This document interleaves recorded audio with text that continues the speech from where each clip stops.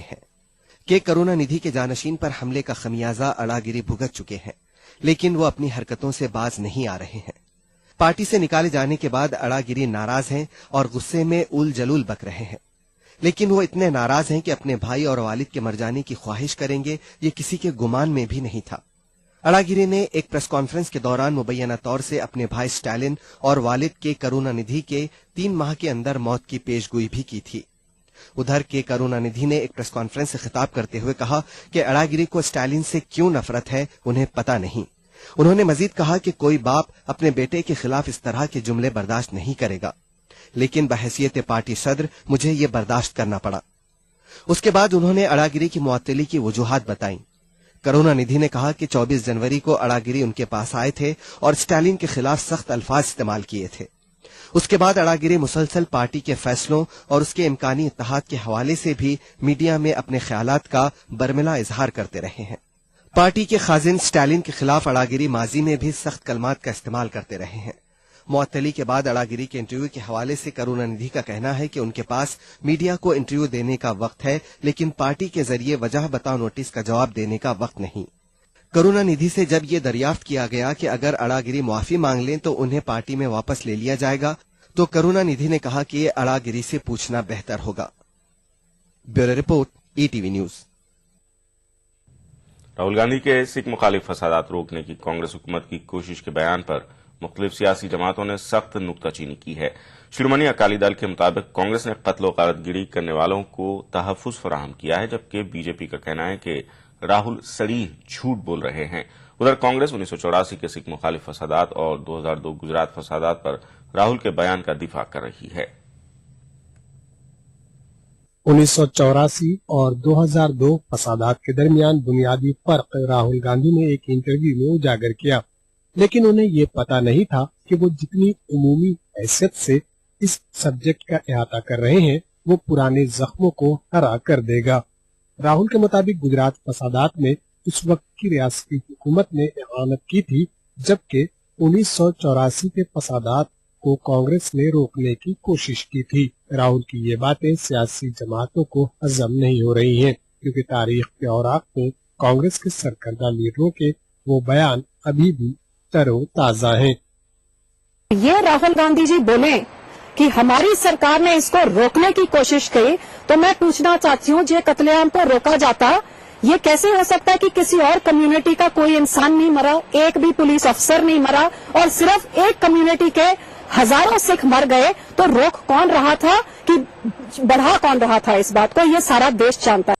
सिख फसादात के हवाले से कांग्रेस अब तक अपना पल्ला झाड़ती रही है, लेकिन पहली बार कुछ कांग्रेसियों के इसमें हाथ होने की बात तस्लीम की गई है। राहुल ने एक इंटरव्यू के दौरान यह एतराफ किया कि सिख मुखालिफ फसादात में कुछ कांग्रेसियों का हाथ हो सकता है। पंजाब के नायब वजीर आला ने फसादात से जुड़े मामले दोबारा खोलने का मुतालबा किया है।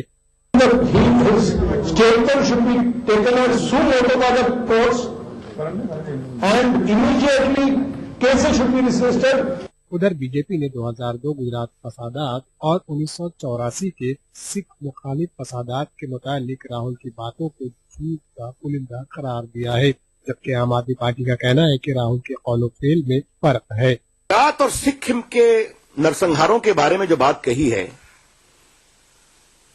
वो बेबुनियाद है, मैं उसकी भर्त्सना करता हूं।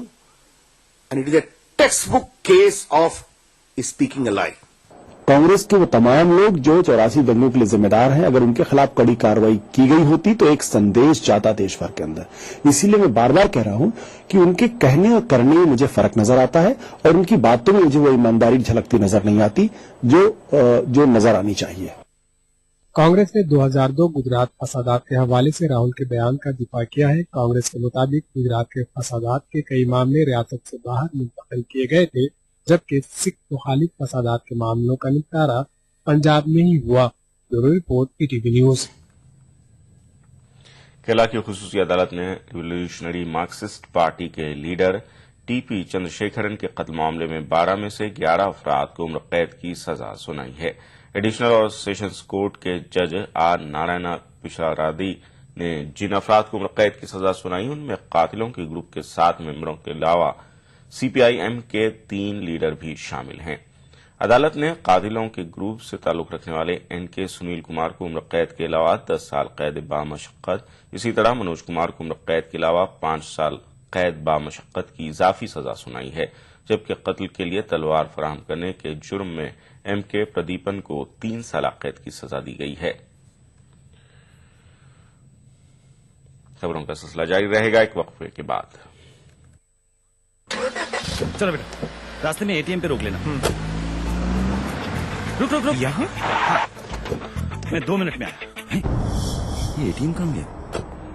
भाई साहब, यहाँ पे एक एटीएम हुआ करता था। भाई साहब, एटीएम यहाँ से 5 किलोमीटर दूर है। 5 किलोमीटर? पता नहीं क्या चक्कर है। चल बेटा, तेरी माँ को फोन लगाता हूँ, पता तो लगाऊं तेरी मौसी की फ्लाइट कितने बजे की। जी। अरे पेजर, मोबाइल कहाँ गया? मोबाइल फ्लाईओवर ले ले, जल्दी कर।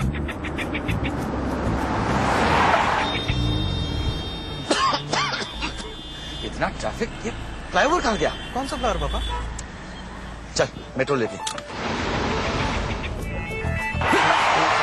अरे ये मेट्रो कहाँ गई? मेट्रो? चलो। अरे भाई साहब, यहाँ पे एक एयरपोर्ट होता था, एयरपोर्ट। बावड़ा हो गया क्या था वो? एयरपोर्ट यहाँ? पापा को हो क्या गया है? अरे यार हेलो सुनो, वो नया वाला एयरपोर्ट तो यहाँ पे है ही नहीं। एयरपोर्ट नहीं है? मतलब नींद में हो क्या तुम? उठो उठो उठो, एयरपोर्ट नहीं जाना? हाँ, airport, metros, ATMs, banks, expressways, इतना सब कुछ सिर्फ पिछले 10 सालों में, और ये सब हमारी जिंदगी का हिस्सा बन गया है, जैसे सदियों से ऐसा ही था। भारत निर्माण का यही प्रमाण। जन जन को छुआ, जन जीवन बदला। अपनाइए मिलास स्किन क्रीम। इसको सिर्फ रात में इस्तेमाल करने से आपको मिले फेस प्रॉब्लम से आजादी। अब फेस प्रॉब्लम को कहिए बाय बाय। एली फार्मास्यूटिकल्स द्वारा। सिंपल सी बात है, कोई रॉकेट साइंस नहीं। देश युवा है, देश के 50% से ज्यादा लोग अंडर 30 हैं। युवा हैं, उनके जो एक्सपेक्टेशंस हैं, बिलीव्स हैं, माइंडसेट है, वो ऑब्वियसली एक युवा ही बेहतर समझ सकता है, जो लिबरल हो, जो ओपन माइंडेड हो। और वो again no rocket science. Congress के लीडर्स हैं जिनके साथ यूथ रिलेट करता है। वो गाना है ना, हम हैं नए, अंदाज क्यों हो पुराना। कट्टर सोच नहीं, युवा जोश। मैं हसीबा अमीन, राहुल गांधी जी की इस युवा सोच से जुड़ी एक युवा कांग्रेस कार्यकर्ता। हर हाथ शक्ति, हर हाथ तरक्की।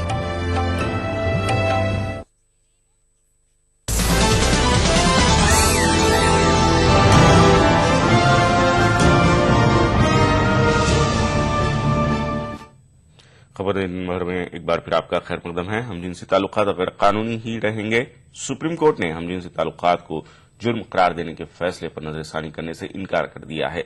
Justice HL. दत्तू और एस.जे. मुखोपाध्याय पर मुश्तमिल बेंच ने मरकजी हुकूमत और हमजिनसी ताल्लुकात की हामी तंजीमों की जानिब से दाखिल करदा अर्जदाश्तों को मुस्तरद कर दिया। सुप्रीम कोर्ट ने हमजिनसी ताल्लुकात को गैर कानूनी करार देने से मुतालिक उसके फैसले के खिलाफ दायर अर्जदाश्तों को मुस्तरद कर दिया है। मरकज और हमजिनसी ताल्लुकात की हामी तंजीमों की तरफ से सुप्रीम कोर्ट में मुतादिद अर्जदाश्तें दाखिल की गई थीं, जिनमें अदालत उज़्मा से दिसंबर 2013 के फैसले पर नजरसानी करने की अपील की गई थी। सुप्रीम कोर्ट ने 11 दिसंबर के अपने फैसले में हमजिनसी ताल्लुकात को एक जुर्म करार दिया था और इसके लिए उम्र कैद की सजा मुकर्रर की थी। सुप्रीम कोर्ट का फैसला आने से कबल दिल्ली हाई कोर्ट ने 2 जुलाई 2009 को हमजिनसी ताल्लुकात को हरी झंडी दिखाई थी, लेकिन सुप्रीम कोर्ट ने इसे नजरअंदाज करते हुए हमजिनसी ताल्लुकात को जुर्म करार दिया था। सुप्रीम कोर्ट ने आज जो रिव्यू पिटीशन थी उसको नाकार कर दिया है। इसके संदर्भ में हम जो भी हमारे कानूनी विकल्प है उसका हम उपयोग करेंगे और आगामी अवधि में हम क्यूरेटिव पिटीशन भी फाइल करने की और ऑप्शन और भी हैं, वो अभी हमने एग्जामिन नहीं किए हैं, तो हम करेंगे। उधर एलजीबीटी तबके ने सुप्रीम कोर्ट के फैसले पर मायूसी का इजहार किया है। So this is the second time that the whole community has been disappointed. We are in the box of the black box. Yeah, we never expected that the Indian judiciary will be going to either react such a very transphobic and homophobic way, and we are very disappointed as a community. Like what we are doing in this nation. We are just claiming that we are the citizens of this country. Of course, we are having this sexual diversity and we are having this gender diversity. and we will take forward our struggle in ways both legal as well as in terms of social, political and cultural. हमजिनसी ताल्लुकात के हामी तबके का ये इस्तेदलाल है कि मर्द व खवातीन को अपनी जिनसी तरजीहात तय करने की आजादी मिलनी चाहिए, जबकि मुखालिफ तबके का ये मानना है कि हमजिनसी ताल्लुकात हिंदुस्तानी तहजीब व सकाफत और आईन के खिलाफ हैं। Bureau report, ETV news. Congress ने राज्यसभा चुनाव के लिए कुमारी शैलजा को अपना उम्मीदवार नामजद किया है। शैलजा को हरियाणा से राज्यसभा का उम्मीदवार बनाया गया है। उम्मीदवार नामजद किए जाने के बाद शैलजा ने मरकजी काबीना से इस्तीफा दे दिया है। इसके साथ ही दिल्ली की साबिक वज़ीर आला शीला दीक्षित के राज्यसभा उम्मीदवार बनने के ताल्लुक से तमाम कयास आराइयां खत्म हो गई हैं। कांग्रेस ने ऐवान बाला के लिए सुल्तानपुर के रुकन पार्लियामेंट संजय सिंह को भी अपना उम्मीदवार बनाया है। इसके अलावा आसाम से भुवनेश्वर कलिता को उम्मीदवार बनाया गया है। साबिक क्रिकेटर और कांग्रेस रुकन पार्लियामेंट मोहम्मद अजहरुद्दीन अपना हल्का इंतखाब बदलने की तैयारी कर रहे हैं। अजहरुद्दीन इस वक्त लोकसभा में उत्तर प्रदेश के इलाके मुरादाबाद की नुमाइंदगी कर रहे हैं, लेकिन अजहरुद्दीन अब मगरबी बंगाल से लोकसभा में दाखिल होना चाहते हैं। खबर रसानी एजेंसी PTI के मुताबिक अजहरुद्दीन ने कहा है कि इस बात के नुमाया इम्कानात हैं कि वो आइंदा लोकसभा चुनाव मगरबी बंगाल से लड़ेंगे। अजहरुद्दीन का पसंदीदा शहर कोलकाता और पसंदीदा क्रिकेट ग्राउंड कोलकाता का एडन गार्डन है। अजहरुद्दीन ममलिकती वजीर रेलवे अधीर रंजन चौधरी के काफी करीबी माने जाते हैं। उत्तर प्रदेश हुकूमत ने रिजर्वेशन सिस्टम में मलाईदार सतह में इजाफा, समाजवादी पेंशन स्कीम और शिक्षा मित्रों को बाजाब्ता करने का फैसला किया है। अखिलेश यादव काबीना के इन फैसलों से अक़लियतों समेत समाज के पसमानदा तबकात को काफी फायदा पहुंचने की तवक्को है। मुजफ्फरनगर वाकयात के सबब अक़लियतों की नाराजगी के दरमियान अखिलेश काबीना के इन फैसलों को आइंदा लोक चुनाव के पस मंजर में देखा जा रहा है। आम चुनाव सर पर हैं। मुजफ्फरनगर फसादात के पस मंजर में अखिलेश यादव हुकूमत को अक़लियतों की शदीद नाराजगी का सामना है। रियासती काबीना की मीटिंग में ऐसे कई फैसले किए गए जिनका काफी फायदा अक़लियतों को भी पहुंचने वाला है। समाजवादी पेंशन स्कीम के तहत रियासत के तकरीबन 40 लाख खानदानों को 500 रुपए माहाना पेंशन दी जाएगी। इनमें अक़लियती तबके के 10 लाख खानदान भी शामिल हैं। अखिलेश काबीना ने रिजर्वेशन का फायदा ज्यादा लोगों तक पहुंचाने के लिए क्रीमी लेयर की हद 5 लाख रुपए से बढ़ाकर 8 लाख रुपए करने का फैसला किया है। यानी अब 8 लाख रुपए की सालाना आमदनी वाले कमजोर तबकात के अफराद को भी रिजर्वेशन का फायदा मिलेगा। समाजवादी पेंशन योजना लागू होगी। बजट में इसका इंतजाम किया जाएगा। 40 लाख परिवारों को सीधा सीधा लाभ मिलेगा और इस पेंशन के माध्यम से जिन सरकारी योजनाओं में भागीदारी इस परिवार की होगी तो उस हिसाब से उसका पैसा बढ़ाया जाएगा। 500 से लेकर के 750 रुपया प्रति महीना ऐसे परिवारों को समाजवादी पेंशन से योजना से लाभ पहुंचने जा रहा है। पिछड़े वर्ग की क्रीमी लेयर 5 लाख से 8 लाख बढ़ा दी गई है। अखिलेश हुकूमत ने 1,70,000 शिक्षा मित्रों आजी टीचर्स को बाजाब्ता करने का भी फैसला किया है। शिक्षा मित्र ये मुतालबा करते हुए कई माह से लखनऊ में मुजाहरा कर रहे हैं। आज कैबिनेट ने फैसला ले लिया है कि शिक्षा मित्र 1,70,000 जो है, जो पहले से लगातार पढ़ाते आए हैं, बहुत वर्षों से पढ़ा रहे हैं गांव में, उनको सभी को समायोजित किया जाएगा और नियमावली बहुत जल्दी, विभाग ने तो 1 हफ्ते का है, लेकिन मैं कहता हूं 10 दिन के अंदर नियम बना करके इस कार्य को शुरू कर दिया जाएगा। समाजवादी पेंशन स्कीम फिलहाल देही इलाकों में शुरू की जाएगी। पेंशन स्कीम के मुस्तहिक होने का फैसला गांव पंचायत करेगी। स्कीम का पहला मरहला कैश ट्रांसफर स्कीम से मशरूत किया गया है। इससे 10 लाख अक़लियती खानदानों, 12 लाख दीगर तबकात और 12 लाख SC/ST खानदानों को माली फायदा होगा। इसी तरह बैकवर्ड रिजर्वेशन एक्ट 1994 के तहत रिजर्वेशन की सहूलत अब जिन अफराद को मिलेगी उनमें सालाना 8 लाख रुपए आमदनी वाले भी शामिल होंगे। Bureau report, ETV news. समाजी सरोकारों की पगडंडियों पर चलते हुए आपके मारूफ चैनल ETV ने 12 साल का सफर मुकम्मल कर लिया है। आवाम की आवाज बन चुके ETV नेटवर्क के इन चैनलों को शायकीन ने प्यार दिया ही, सियासतदानों और समाजी जहदकारों ने भी ETV की बेखौफ और बेबाक सहाफत की सताइश की है। 12 बरस मुकम्मल होने पर ETV सदर दफ्तर रामोजी फिल्म सिटी में चैनल हेड जगदीश चंद्र ने केक काटकर एडिटोरियल मुआवनतकारों और मुलाजमीन को मुबारकबाद दी। मवासलाती इनकलाब के बाद इलेक्ट्रॉनिक मीडिया ने अपनी खास जगह बनाई है। कौमी चैनलों में मखसूस मकामात और बड़ी खबरों को मिल रही तवज्जो के पेश नजर इलाकाई चैनलों की जरूरत शिद्दत से महसूस की गई और इसी कमी को दूर करने के लिए ईटीवी नेटवर्क ने 27 जनवरी 2002 को हिंदी और गैर हिंदी जबान के इलाकों में एक साथ 6 इंफोटेनमेंट चैनल को लॉन्च किया। ये चैनल थे ETV Bihar, Jharkhand, ETV UP, Uttarakhand, ETV Madhya Pradesh, Chhattisgarh, ETV Rajasthan, ETV Odia और ईटीवी गुजराती। 12 साल पूरे होने के मौके पर ETV headquarter Ramoji film city में खास प्रोग्राम का इनेकाद किया गया। इस मौके पर चैनल हेड जगदीश चंद्र ने केक काटकर एडिटोरियल मुआवनतकारों और मुलाजमीन को मुबारकबाद दी। इस मौके पर रामोजी ग्रुप के vice president Bapi Naidu, ETV Kannada के general manager operations Suba Naidu, HR head Madhusudan Manda और ईटीवी ग्रुप के एडिटर राजेश रैना मौजूद थे। चैनल हेड जगदीश चंद्र ने कहा कि इलाकाई चैनलों में ईटीवी वाहिद ग्रुप है जो फायदे में है और इसके लिए इसमें काम करने वाले सभी अफराद मुबारकबाद के मुस्तहक हैं। उन्होंने ये भी कहा कि गुजरात, कर्नाटक, मगरबी बंगाल के अलावा हरियाणा, हिमाचल प्रदेश के लिए 24 घंटे का न्यूज चैनल अनकरीब लॉन्च किया जाएगा, जबकि इंतजामिया 24 घंटे का उड़िया न्यूज चैनल लाने के लिए कोशां है। चैनल हेड जगदीश चंद्र ने मजीद कहा कि आने वाले वक्त में केरल, तमिलनाडु समेत दीगर 6 रियासतों का भी इलायदा चैनल होगा और ये ग्रुप इलेक्ट्रॉनिक मीडिया का सबसे बड़ा ग्रुप होगा।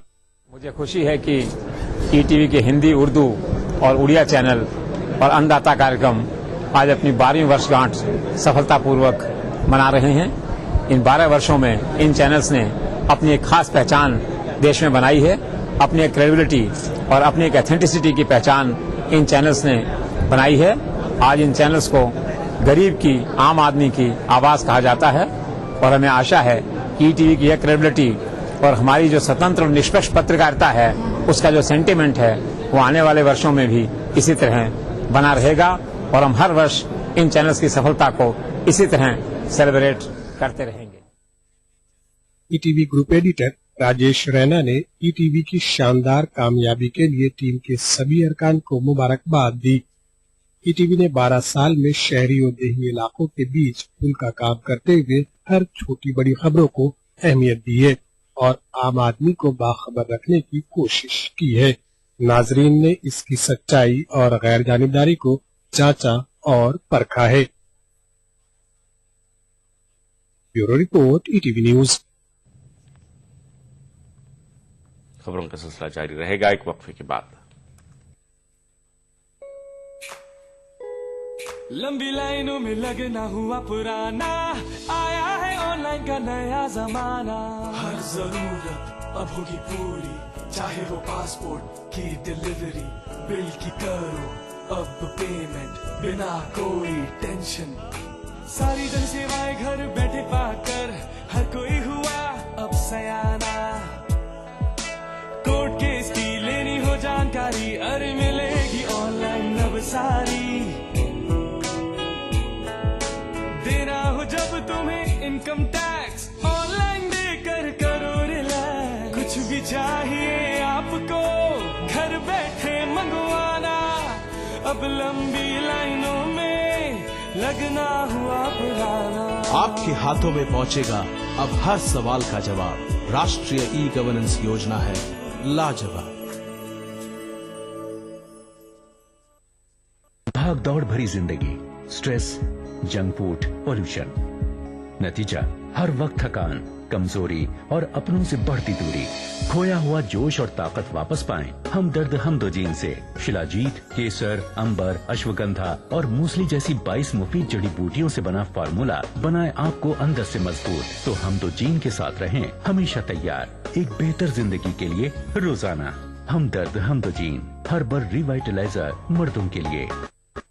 ये सिर्फ एक लोहे का टुकड़ा नहीं, जब खेतों में चला तो इसने सोना उगला, जब कंधे पे रखा तो स्वाभिमान बन गया, इस लोहे के टुकड़े से कमाया एक जमीन का टुकड़ा, एक जमीन के टुकड़े से खेत के खेत, खेतों से कमाई इज्जत। लेकिन मैंने कभी ना सोचा था कि एक दिन ये पूरे गांव को ही नहीं, पूरे देश को जोड़ेगा।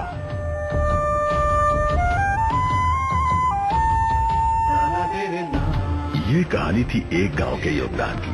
इसी तरह देश का हर गांव देगा एक कृषि औजार, जिसके लोहे को मिलाकर बनेगी दुनिया की सबसे ऊंची, किसानों के महान नेता, लौह पुरुष सरदार पटेल की प्रतिमा। श्री नरेंद्र मोदी प्रेरित महाअभियान स्टैच्यू ऑफ यूनिटी, एक भारत श्रेष्ठ भारत।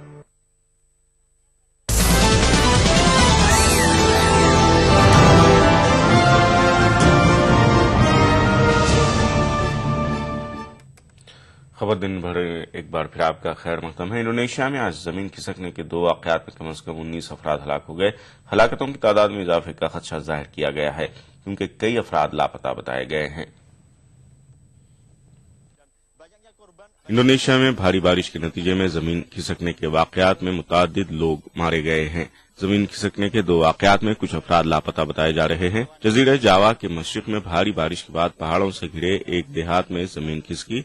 जमीन के तोदों के नीचे 5 मकान दब गए। फतेह समावी से निपटने की एजेंसी के मुताबिक रेस्क्यू टीम ने कुछ लाशें मलबे से निकाल ली हैं। भारी बारिश की वजह से जगह जगह सड़कें कट गई हैं, जिसकी वजह से रेस्क्यू के लिए मशीनें ले जाने में दुश्वारी पेश आ रही है। रेस्क्यू के काम में मकामी लोगों के अलावा पुलिस और फौज के जवान भी हाथ बटा रहे हैं। घनी आबादी वाले इस जजीरे में जमीन खिसकने के हौलनाक वाकयात दूसरी बार रूनुमा हुए हैं।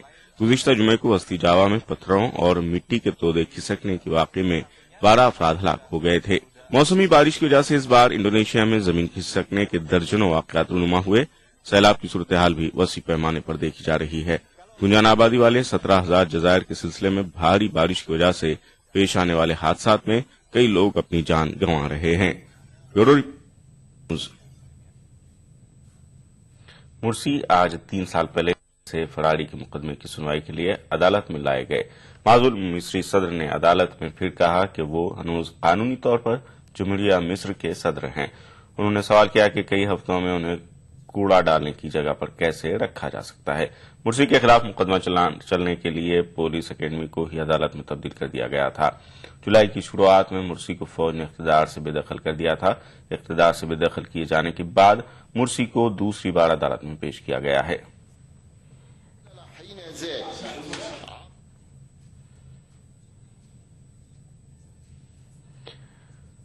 हैमिल्टन में खेले गए चौथे वनडे मैच में टीम इंडिया को शिकस्त का सामना करना पड़ा है। न्यूजीलैंड ने टीम इंडिया को 7 विकेटों से हरा दिया। साथ ही न्यूजीलैंड ने 5 मैचों की वनडे सीरीज भी 3-0 से जीत ली है। न्यूजीलैंड की जीत में अहम किरदार रॉस टेलर और ब्रेंडन मैकलम ने निभाया। टेलर ने 112 जबकि ब्रेंडन मैकलम ने 49 रनों की शानदार इनिंग खेली। इससे कबल टीम इंडिया ने टॉस जीतकर पहले बल्लेबाजी करते हुए न्यूजीलैंड के सामने जीत के लिए 279 रनों का निशाना मुकर्रर किया था, जिसे न्यूजीलैंड की टीम ने 3 विकेट खोकर 48.1 ओवर में 380 रन बनाकर हासिल कर लिया। रोहित शर्मा ने 79 और राइडो ने 37 रन बनाए थे, जबकि कप्तान धोनी और रविंद्र जडेजा ने तेज रफ्तार रन बनाते हुए टीम के स्कोर को 278 रनों तक पहुंचाया था। जमहूरिया के ज़मन में पहली मरतबा कर्नाटक के राजभवन में उर्दू के कौमी गीत और मुशायरे का इनेकाद अमल में आया। ऑल इंडिया उर्दू मंच के ज़ेर एहतमाम मुनक्किद हुई इस तकरीब में रियासत के गवर्नर हंसराज भारद्वाज ने उर्दू के फरोग पर जोर दिया।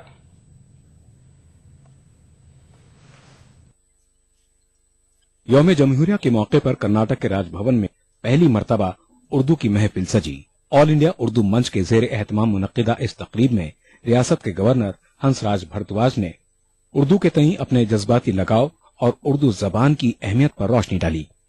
हंसराज भारद्वाज ने कहा कि उर्दू का जवाल मुल्क की मुश्तरका तहजीब का जवाल है। हमको सिर्फ एक ही मकसद है कि जो हिंदुस्तान की यकजहती, भाईचारा, यहाँ के आर्ट, यहाँ का कल्चर, यहाँ का लिबास, यहाँ का अदब, ये हमारा कम नहीं होना चाहिए, ये बढ़ता रहना चाहिए। ये नई पीढ़ी भी इसको सीखे, वो मिलने जुलने से ही होता है। तो मेरी ये नियत है यहाँ पर कि हर तरफ बाहर आए, खास तौर पर अक़लियतों को मायूसी नहीं होनी चाहिए। ये मेरी ड्यूटी है, मेरा फर्ज है। इस तकरीब में उर्दू और उर्दू वालों के साथ रियासती हुकूमत के रवैये का भी जिक्र आया। ऑल इंडिया उर्दू मंच के सरपरस्त खलील मामून ने हुकूमत के रवैये पर सख्त नाराजगी जाहिर की। खलील मामून का इल्जाम है कि हुकूमत हर मामले में उर्दू वालों को नजरअंदाज कर रही है।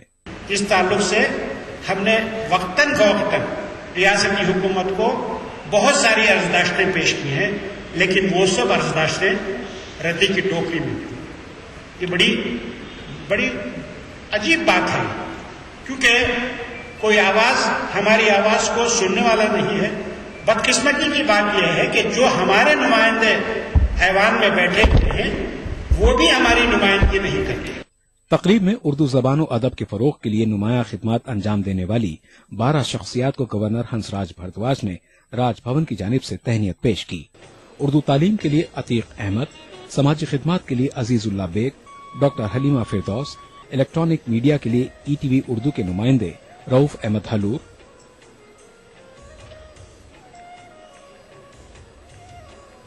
उर्दू अदब के लिए माहिर मंसूर, सुलेमान खुमार, राही फिदाई, मुनीर अहमद जामी, सरदार अयाज, इकराम काविश, शफीक आबदी और अख्तर अलवी को एजाजात से नवाजा गया। Bureau report ETV news. खबर दिन भर में फिलहाल इतना ही। आदाब।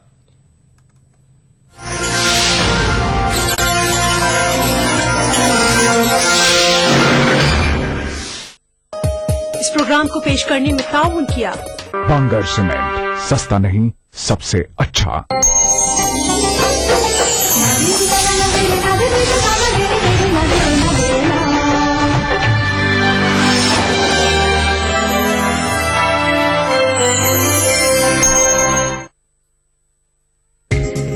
ETV उर्दू पर अगला प्रोग्राम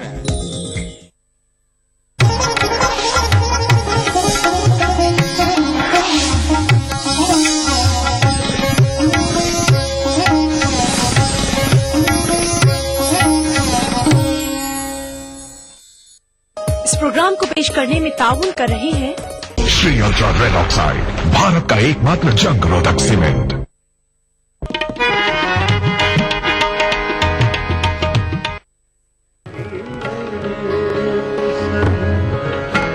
प्यार किया करते हैं, मैं तो मर कर मेरी जान तुझे जिंदगी प्यार किया करते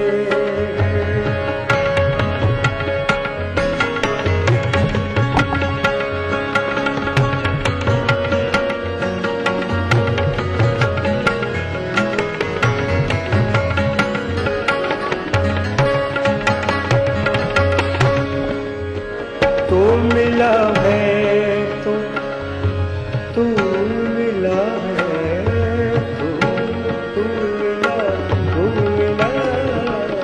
तू मिला है ये एहसास हुआ है मुझको तू मिला है ये एहसास हुआ